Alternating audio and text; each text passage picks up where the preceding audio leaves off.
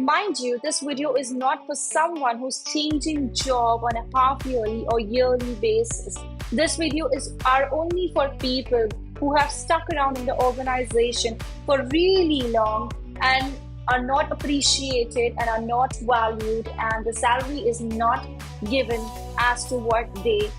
deserve in the market. If you are someone who is driven and passionate, as well as is looking for a hike, but you have maintained certain consistency in your career, then this is definitely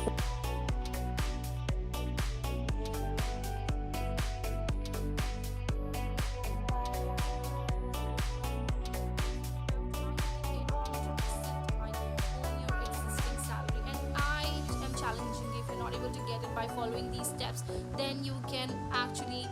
put it in the comment below that I applied this for 6 months and it didn't work out.